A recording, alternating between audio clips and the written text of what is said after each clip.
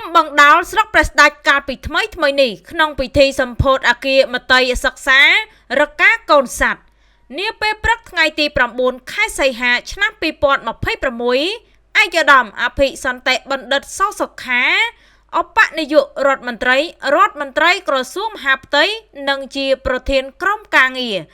រាជរដ្ឋាភិបាលចុះក្នុងមូលដ្ឋានខេត្តព្រៃវែងនិងលោកជំទាវកែស៊ូនសុភី ស សុខាក៏បានអញ្ជើញជាគណៈអធិបតីនៅក្នុងពិធីសម្ពោធដាក់ឲ្យប្រើប្រាស់អគារមតីសិក្សាចំនួន2ខ្នងស្មើនឹង8បន្ទប់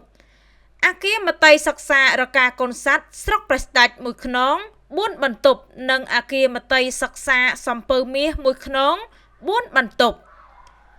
សមិទ្ធផលនានានឹងរៀបចំអាហារសាមគ្គីជូនលោកគ្រូអ្នកគ្រូនិងសិក្សានុសិស្ស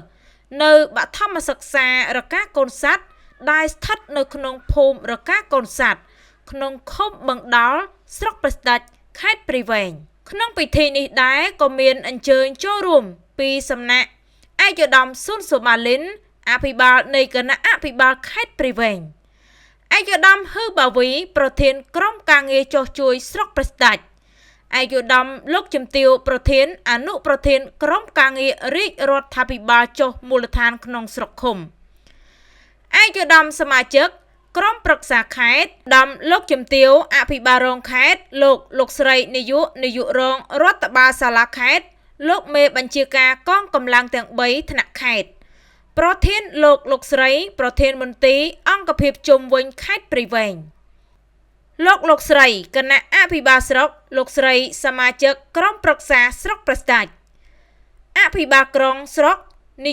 យករងប្រធានអនុប្រធានការិយាល័យអង្គភាពជុំវិញស្រុកសមាជិកក្រុមប្រឹក្សាឃុំទូទាំងស្រុកមេភូមិអនុភូមិសមាជិកភូមិនាយកសាលានាយករងលោកគ្រូអ្នកគ្រូយុវជនសសយកយុវជនកាកបាទក្រហមយុវជនកាយរិទ្ធយុវជនអភិវឌ្ឍក្រុមគ្រូពេទ្យកងកម្លាំងប្រជាការពារសិក្សានុសិស្សបឋមសិក្សារកាកូនស័ត្វ